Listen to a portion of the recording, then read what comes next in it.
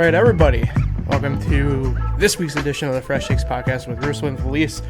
I am Paul Russo. Normally across from me is Nick Felice. He got hung up at work. He should be joining us in a little bit. So at the moment, just me with you guys in studio. Like I said, unfortunately, Nick got hung up at work. So he'll be with us in a little bit in due time, but he's on the way. This is where I tossed it to him. It's kind of weird just doing it by yourself to get it off the ground, admittedly. But I'm really happy you guys are tuning in and joining us. Should be a really fun episode. Here's what we got. And it doesn't want to go, so that's okay. So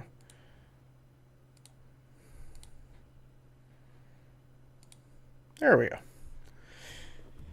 Really off to a great start. But we got NFL Week 5 that we're going to discuss. Games obviously still going on. Bills and Titans. NBA Finals.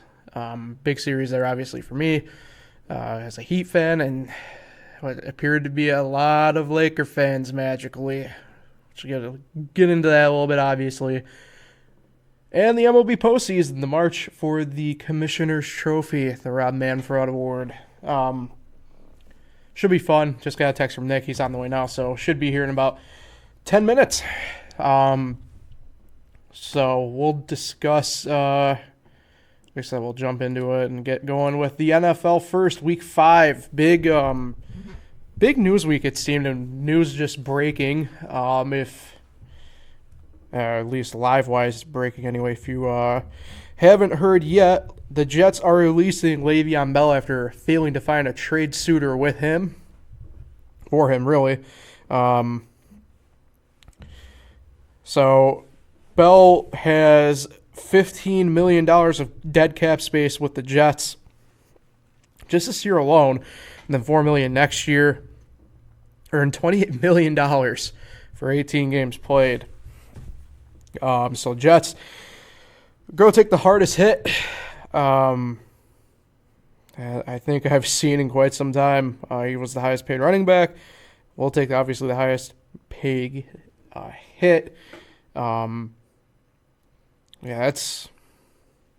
I don't know. I don't know what the Jets are doing. I don't know if any Jets fans listening or watching, whether live or not. I'm still scrolling through Twitter trying to get more news on this, and nobody's fully getting how Gase still has a job. I'm not too sure either, but congratulations, Jets fans. I don't know what's going on with you guys.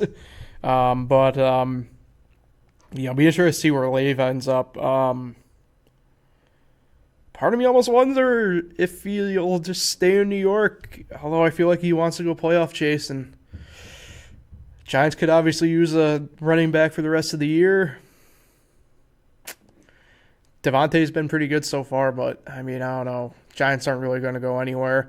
Trying to think, top of my head, who really needs a running back. And, there's not a super ton of teams that really need one. Maybe the Cardinals a little bit. Drake's been all right. Maybe not as great as you've hoped. 49ers should be getting Mostert back soon. Seahawks maybe take a run with Carson, still technically sort of on the mend. He's been playing. I don't know. Probably not, though. I think Carson's going to be good enough to go there. I don't know. That's tough. I don't know. I don't know where Le'Veon maybe ends up now. That's tough. That's a tough call. You know what? I'll call a shot right now.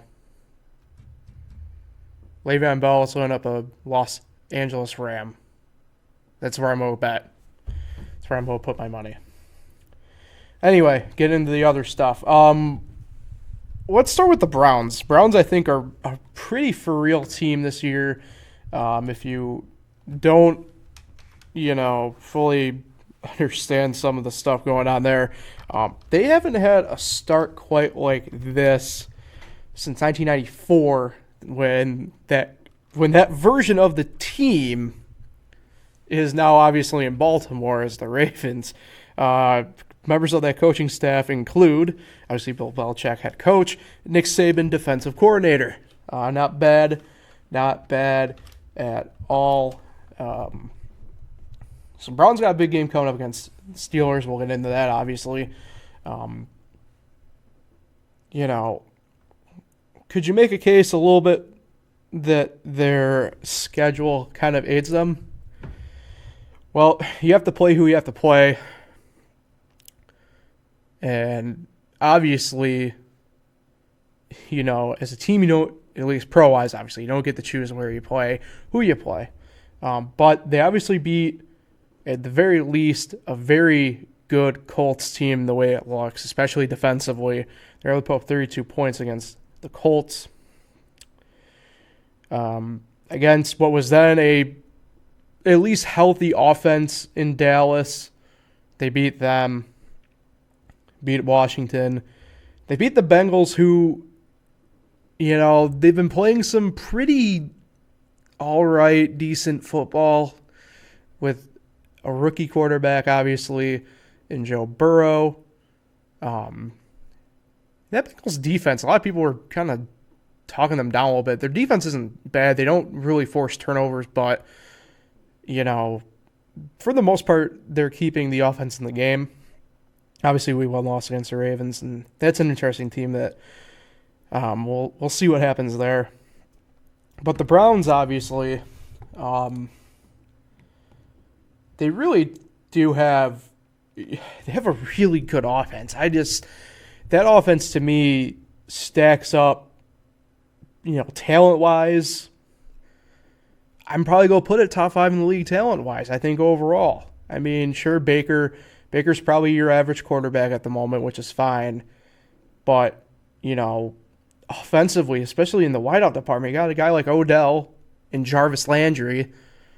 I mean, to me, they're at the very least or minimum, you have 2 top 20 wideouts on the same team. Unfortunately, Chubb going down, Kareem Hunt's now become their number 1. But with Chubb, you have 2, again, of the top 20 running backs, at least putting them at 20. In my mind, probably top 15 running backs in the league. They have a tremendous tight end situation with David Njoku and Austin Hooper. Austin Hooper, who's been a fantasy darling the past 2 years with the Falcons. And obviously Njoku's good. We know what he can do. But, and then they have these other guys who have been sneaky good. I mean, Rashard Higgins is starting to show up a little bit more.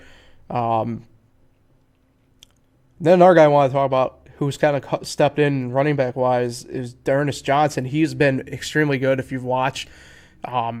Just tremendous job. And then defensively to me as well. Again, probably a fairly overall middle-of-the-road defense. But, and this is a big but, I mean, the guys on defense there can play ball. I mean, obviously Myles Garrett. You can say what you want about him, but I don't even care about what happened last year with him. I mean, that dude just freaking plays. I mean, he gets unfairly overlooked because everybody's obsessed with, like, J.J. Watt for whatever reason. I mean, Aaron Donald I can understand because he's so freaking good. And J.J. Watt is the one that I don't understand. We get overshadowed. I mean, Myles Garrett's so good. I mean, the speed that he's able to fly through there with is unmatched to me. Just unmatched. I mean, yeah, other guys on that defense too. I mean, Olivier Vernon's still good. Sendejo. I mean, they got guys who can just play. I think this Browns team is fairly for real. I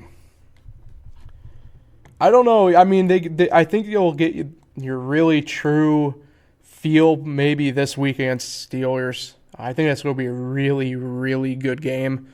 But we can dive a little bit more into that.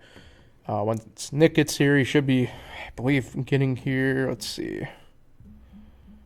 As I pull up the GPS. Should be in here in about 5 minutes at most at this point. So,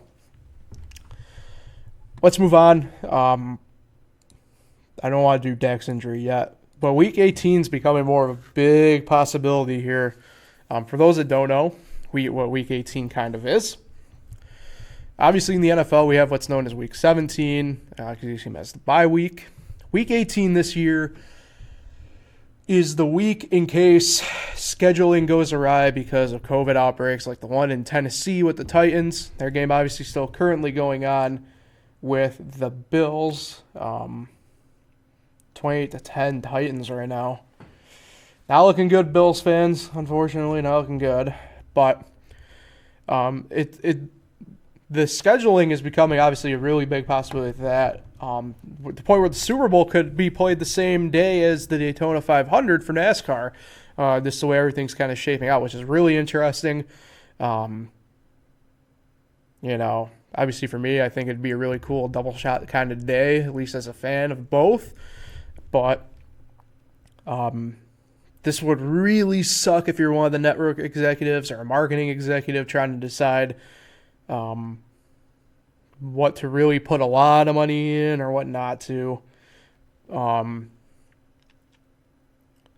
yeah, Week 18, so the NFL's been obviously really scheduled.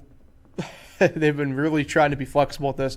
So many games have been shifted around. Obviously, the Bills are out playing Monday night next week against the Chiefs, and that was supposed to still be a Sunday game. So it's really wild right now what they have to do. A lot goes into this type of stuff behind the scenes that I don't think a lot of people, at least from the outside, even diehard fans, probably even think about. To me, coming from a bit of a sport management background, to me, the part that I would be kind of panic's maybe not the right word, but definitely causing a bit of stress would be the logistics of having to move so many different things around. Like you could have, your hotel reservation for next week. If you're, for instance, obviously this isn't their schedule at all. Say Buffalo was going to Detroit initially next weekend. So that means you probably have about minimum 2 nights hotel-wise locked up in Detroit somewhere, whether it's a Ritz or I don't even know if there's a Ritz-Carlton, Detroit. I'm just kind of saying, though. But you have a block of rooms. You probably are taking up at least, at some of these hotels, probably a quarter of what they got, depending upon where you're going, if not maybe half of whatever personnel you're bringing. Even under the COVID situation, right? You're still carrying the 53 players, you're still carrying the coaching staffs that go some climbs close to 15 to 20 deep, right? You still have your training staffs. Those are running double-digit deep usually. Still have executives going. That's probably pushing about 10 right there. So right there's you're pushing about 90 to 100 people right off the bat, and that's 100 rooms that you possibly could need. Then obviously you have to worry about flights. You have to work around a chartered flight at that point that you've already booked. I mean, logistically, it's a nightmare for a team perspective. So instead of saying whatever happened, so the Bills aren't going to Detroit next week, you have to reroute them, and they're going to Atlanta now. And so now you have to worry about all of that. And not only the Bills have to worry about that, but you also have Atlanta having to worry about that, Detroit having to worry about that, and whoever was supposed to play Atlanta, say like San Francisco has to worry about that now. And then the trickle-down effects from there, and your whole entire travel schedule, from travel schedules, obviously travel schedules, travel budget in general at that point gets changed around. You're adding at least one more week onto the deal. At that point, that affects your cap hit potentially, depending upon how depending on how the prorate and the contracts will work out at this point. Because even though you're still playing the same number of games, your work schedule is extended out at least a minimum of 7 extra days. So it's a lot of hoops to juggle through. This isn't even usually a conversation that we're able to have on this show, which is a little bit weird and a little bit of a good breath of fresh air. But I think it's a little bit of a side of all sports, not just football, but baseball, hockey, basketball, pro to amateur level, that people just kind of don't realize unless you're like really immersed in it and really know what's going on. is stuff like that. But Week 18 is becoming a really big possibility, I think, at this point. Obviously, so you have the stuff with the Titans going, which we touched on. Patriots are looking better. It doesn't seem like they have a true outbreak in that sense of like the way the Titans had it. Still have a couple people on the COVID reserve list. Kansas City had another player go on. Sherman, the fullback, went on this morning, I noticed. So keep an eye on Kansas City, I think, is going to be the look going forward. The Raiders appear to be in the good at the moment. Believe they still only have the one player on the COVID IR list. All right, let's talk a little bit about Dak's injury then. This one, even though I hate the Cowboys, Washington fan, Cowboys are seriously, I think, no matter what, the one team I would for sure loathe a little bit, no matter what. Dak has always been one of my favorite guys to watch. He was a guy in college I loved to watch at Mississippi State. One of the top guys probably, quarterback-wise, that I really loved and in my lifetime loved watching. Man, those type of injuries are awful. They're gruesome. They're terrible. Watching it live, I almost threw up. Haven't had that really happen to me since Kevin Ware's injury with Louisville. It just sucks. I mean, Dak has gone through a lot this year, especially with his mental health, losing his brother, the depression brought on by that, and the COVID distancing. It sucks. I do feel bad for him.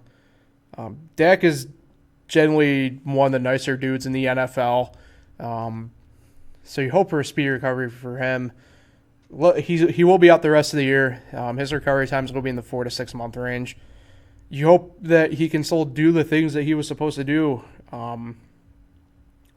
That's why guaranteed contracts are a thing that, the NFL should happen, I think. Really the only sport where there isn't anything like that, where you can get for sure guaranteed money no matter what. Like I said, you hope everything's good with Dak going forward. And if you're a Cowboy fan, this turns into an interesting, I think, predicament for you. I still think it's Dak's job next year. Tell you what, though, if Andy Dalton really comes out here and really steps up and kind of shows some Andy Dalton from that first part of his career where it's he can at least get you to the playoffs, show that he is a good quarterback in this league. It's going to be a tough call. I don't know if you try and keep him around as a backup. I don't think that's what he's going to want to do if he has a really good showing out here these next, 11 games. Possibly more depending on the playoffs because the NFC East is such a freaking disaster right now. So you kind of have to wonder, would the Cowboys maybe stick with the Red Rifle? I don't know. Personally, for me, I think I'd go Dak.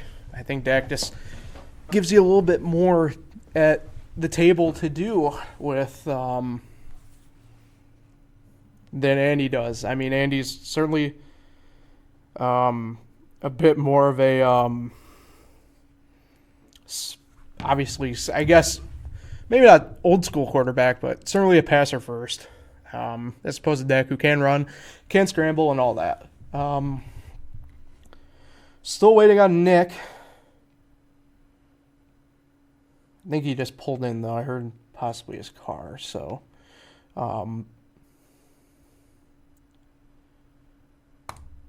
let's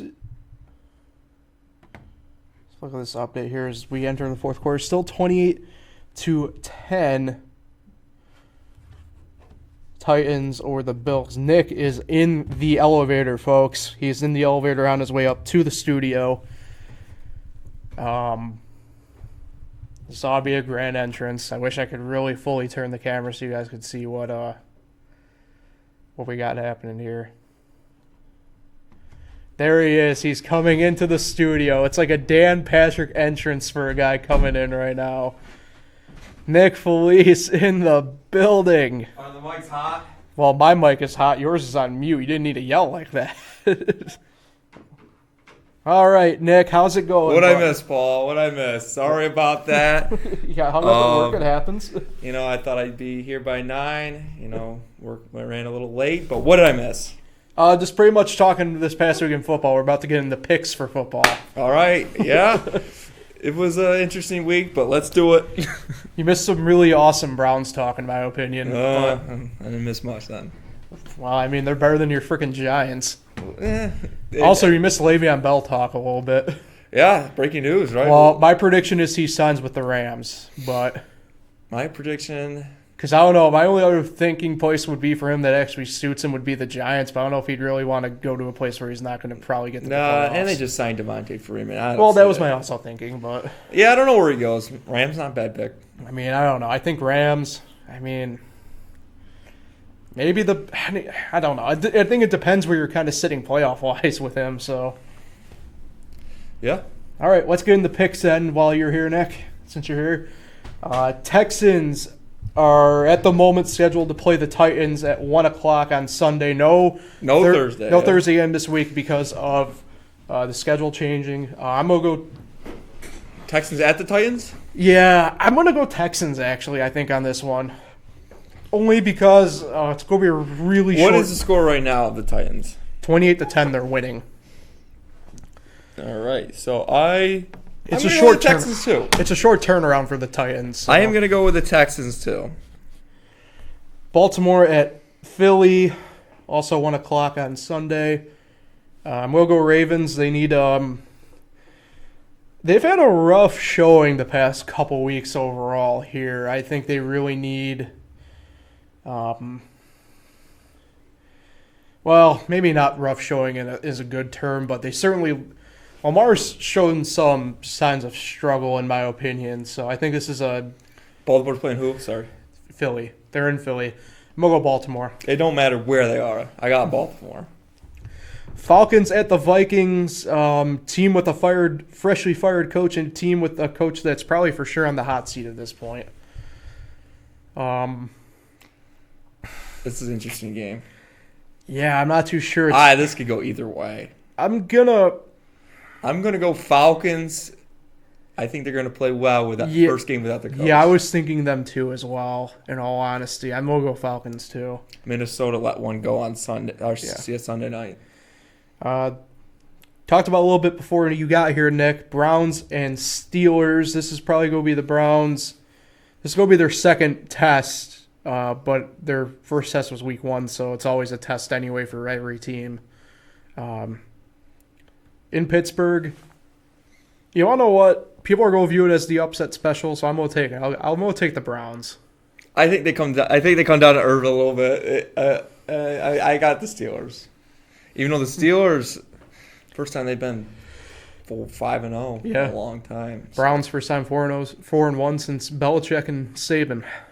So we will see. Lions at Jacksonville. God, this is such an ugly game to pick overall. I got the Lions coming off the bye. Yeah, I'm going to go Detroit as well, I think. I just hope that defense kind of is competent enough for that pick. Yeah. Bengals at the Colts. I'm gonna take the on paper matchup here. I think I'm gonna stick with the Colts on this one. I'm gonna pick the Colts as well. Part of me thinks the Bengals will keep this close. Like I said without you here, the Bengals defense, not as bad as people really make them out to be. They just don't really force any turnovers. No. But they keep the offense in the game, which is really what they need to do with obviously Joe Burrow there. I will say that is a nice hat you're wearing. Thank you. I just noticed. From originally, I believe from my mom, given to my grandpa. Now it's found its way to me since he passed away. So I unfortunately broke the bill on it, trying to kind of like bend it a little bit, and I don't know. It's different. It's not a typical Paul Russo hat. I know. Plus, I mean, Holiday Inn. Hotel, motel, Holiday Inn. Yeah. But I got the Colts. Yeah. That'll probably be a really good game, though, I think. But I'm going to go with the paper matchup, like we said. Bears at the Panthers. Old Teddy Two Gloves got that Panthers offense going right now. I'm going to stick with them. I'm going to take the hot hand with Carolina in this matchup. It's crazy. They're playing who? The Bears. Yeah, the Panthers are undefeated without McCaffrey, and they're winless with McCaffrey. Strange, but I think it keeps it going. I think they beat the Bears this week, yes. Battle for the first overall pick, although I don't know what we'd really be gunning for at this rate. For either team. Well, I know what we'd be gunning for at this point, in all honesty. I don't know what the Giants would be gunning for at this point, for sure. But Washington travels up to East Rutherford to face the Giants. It's crazy. That's going to be a terrible game. Yeah. But I think it's going to be a close game. There's only one way. Hold on. There's only two ways before you pick. I think this game's going to go 10-7 or like 55-52. Like that's the only like two outcomes of this game. I don't know if you talked about him, but what do you think here about Rivera's thoughts on Haskins? You don't like him, right? Well, I don't like the benching of him. I understand the logic. I mean, he's not the guy he drafted. He's not the guy that fits his system. But it sucks. I'm gonna go with the Giants though. I'm going Washington. Oh, didn't we do this both games last year with each other? So. Bigger opposite. Washington, like 17-14 or something like that. I mean, I think the Giants' slightly more experience on offense is going to pay off in this one. Last of the 1 o'clocks at the moment. This is a very key game. Yeah, at the moment is something you should say. Yeah, I discussed Week 18 possibility. Yeah. So, Broncos at the Patriots. Like I said, though, Patriots appear to not have an outbreak, so they're looking pretty good. I still think I'm going to roll with the Patriots. I thought you'd say, I got the Patriots as well. Okay. First of the 4 o'clocks. Jets at Dolphins. That Jets team is really in shambles right now, obviously with the Bell thing, and people are now wondering what the hell Gase is even still doing there. I'm going to go with the Dolphins. I think this game has a very good possibility of being a bloodbath. Dolphins coming off a very good victory. Why, Paul? I got the Jets winning this game. I think with Le'Veon Bell out now, it's a new look New York Jets. I think they upset the Dolphins. We're a little too high on the Dolphins. I got the Jets. You know, Adam Gase was still 7-9 in 2019, his first year as the coach, and also his first, and then this would be his last year. But I got the Jets with the upset this week over the Dolphins. You can look at me all you want. I got the Jets winning this week over the Dolphins. The last of the 4 o'clock set of games.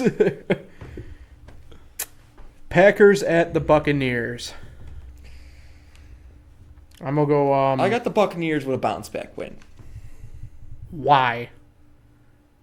The Packers are undefeated, right? Yeah.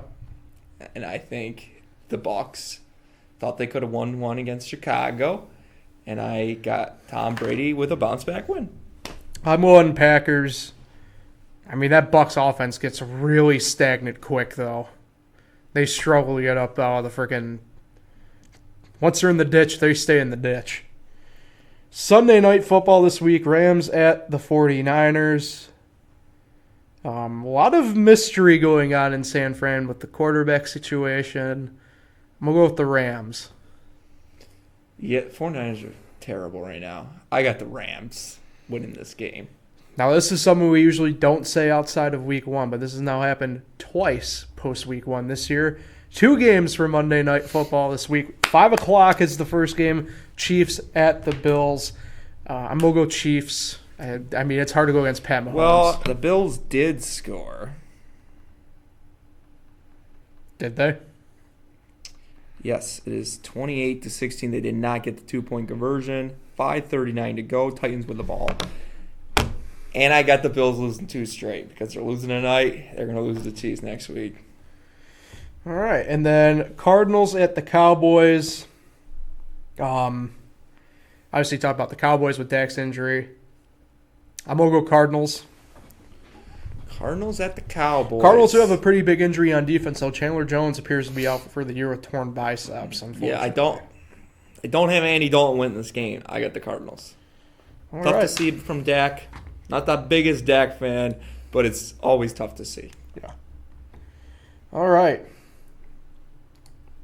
Let's get this over with, Nick. Lakers secured their 17th championship. 4-2, they beat the Heat. 6 games. LeBron, your Finals MVP. I mean, look. This one, as a Heat fan, actually doesn't really hurt too much. It still sucks. This one doesn't hurt as bad as like at least in my mind, 2013 or 2011 or 2014 rather.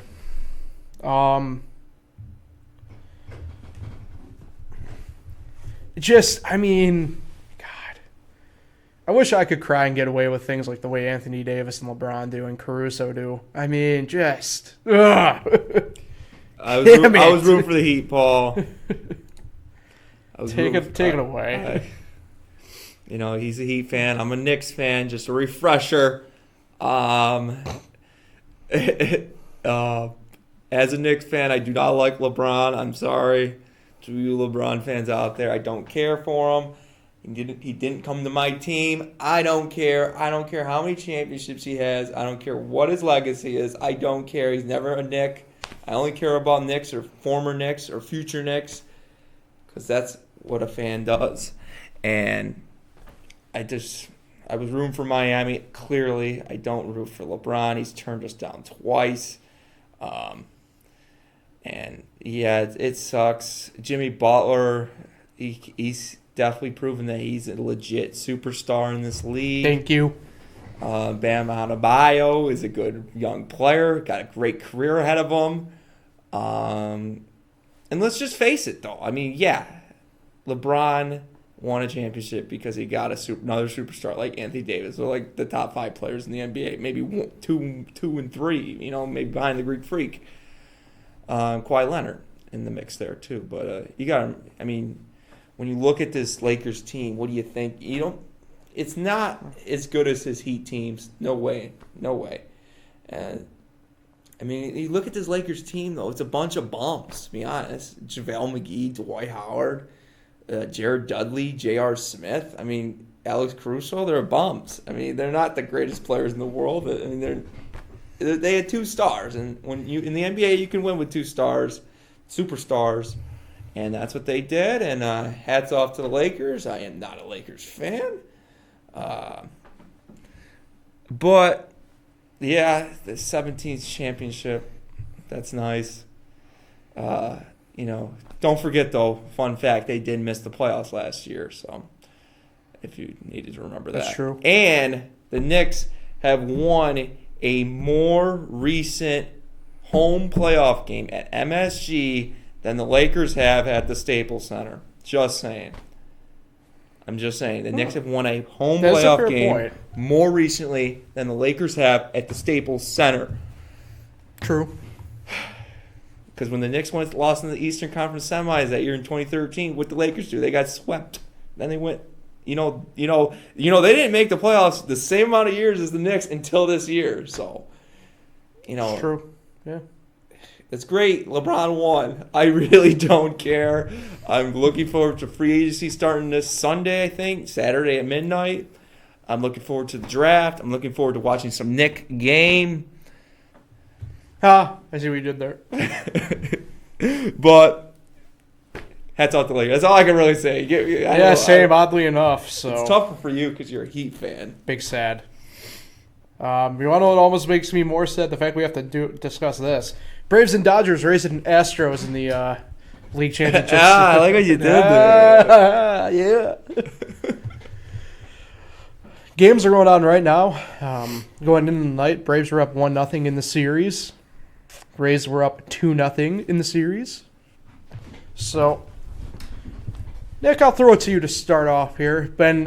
At least for the Rays, it's been fun to watch them pummel the Houston team off the bat there. Braves put in a really good performance last night. What are your thoughts so far in these championship games?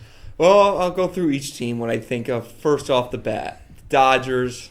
Oh, I hope LA wins another championship. That's just what they need. Kershaw's choking's gone to his back. Yeah, it's, they still haven't won since, 88? Mm-hmm.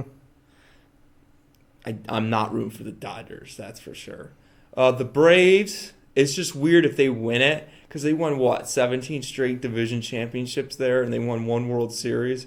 And then just one random year this year, they win a World Series. If they do it, that'd be something. It's kind of surprising. They're up 1-0. The Rays are legit. The Astros want the Dodgers. The Dodgers probably want the Astros. The Dodgers want the Astros more. But I don't think it's going to happen because the Rays are just going to run away with this. Don't know what's happening tonight. Haven't checked the scores. But I was looking at this thing on ESPN today, some of the big trades that made these four teams in the playoffs or where they are right now in the championship series. And number one trade was obviously Tyler Glasnow and Austin Meadows to the Rays from the Pirates. That sucks to see, but, Don't look at what Glasnow can do.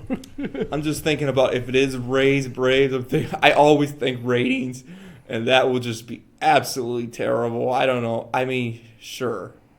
I'd be all for it because I'm a young Pirates fan, so I don't really remember the Braves as my grandpa and my dad would know the Braves. Sid Bream. I wasn't around that. Sid Bream, former Pirate. But I don't mind the Braves right now. I don't mind the Rays. And I'll be rooting for the Rays. So we have a score update, 7-3. Braves are up on the Dodgers, bottom of the eighth, 2 outs. Astros are up 1-0, middle of the third inning. So, yeah, it's super weird because I know, as a Yankee fan, a lot of people are like, yo, you should really hate the Braves. I'm like, yeah, I kind of like, if I had to choose, a National League team, I feel like Atlanta would be one of the teams I liked, would, kind of gravitate to.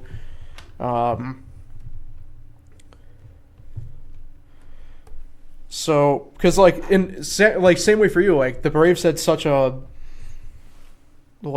battle with the Yankees for a few years, in the World Series and everything.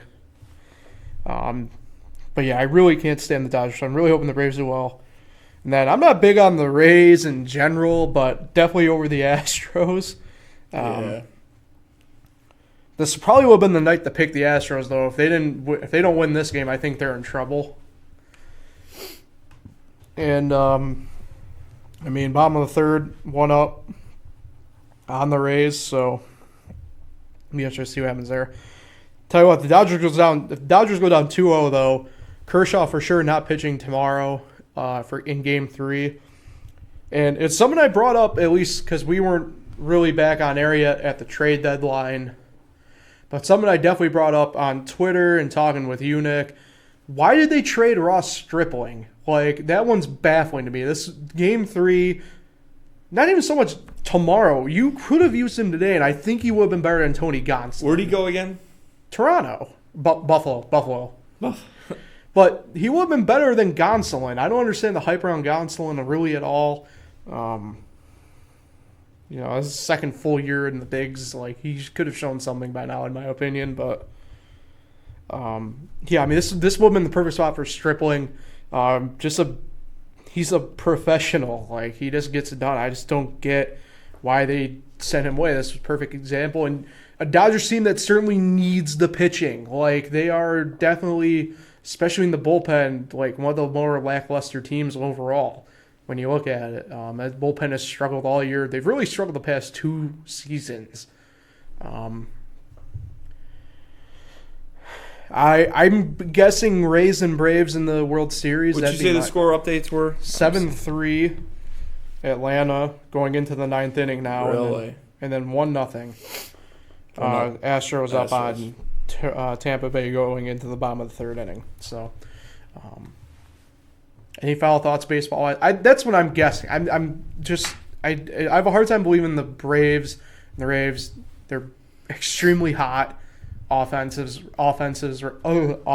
right now.